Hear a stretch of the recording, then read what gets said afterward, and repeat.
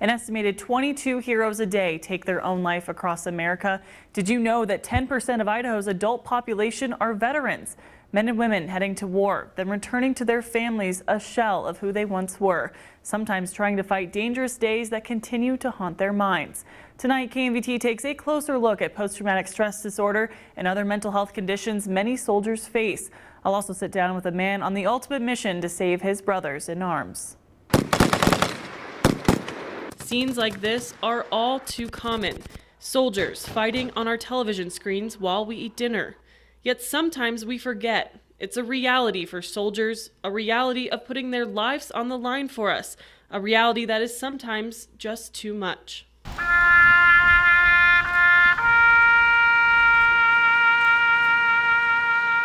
Idaho vet Conrad Jeffries lost a comrade right before deployment and knows the impact it can have on loved ones. It's a war that we are losing, and we're losing it on the civilian side too. We're a first world country with third world suicide rates. For servicemen and women, readjusting to life at home can become a challenge. Driving down the road, a box, what seems to us is just a piece of garbage, in the road, could be to them a potential IED. According to the VA website, as of 2017, Idaho is home to more than 122,000 veterans.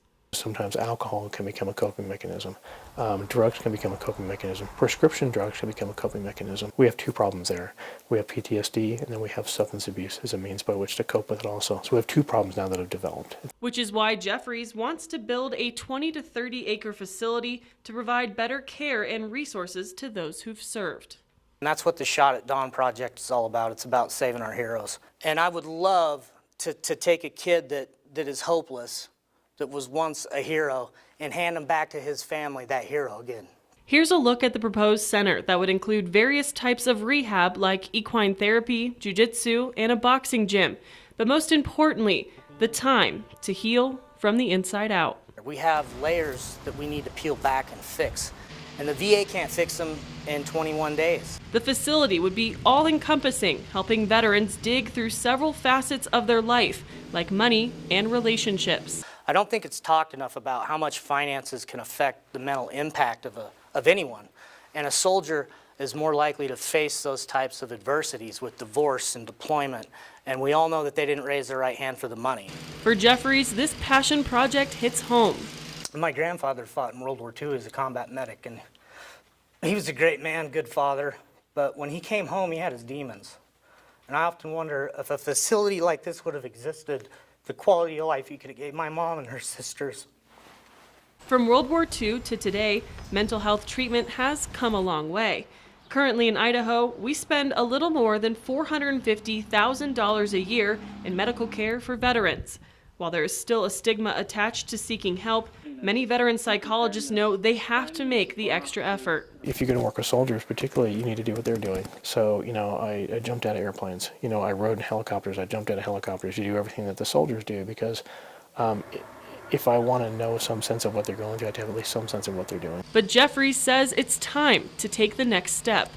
I just want people to know that we can take a step forward. There's this feeling of vulnerability, like we can't do anything about this epidemic. And I think this is the next logical step. And what better people to heal than this nation's heroes? I'd like to introduce to you Lieutenant First Class. And it all comes down to this. A father, an American, a hero, and future veteran, knowing he has the support of his community and nation behind him.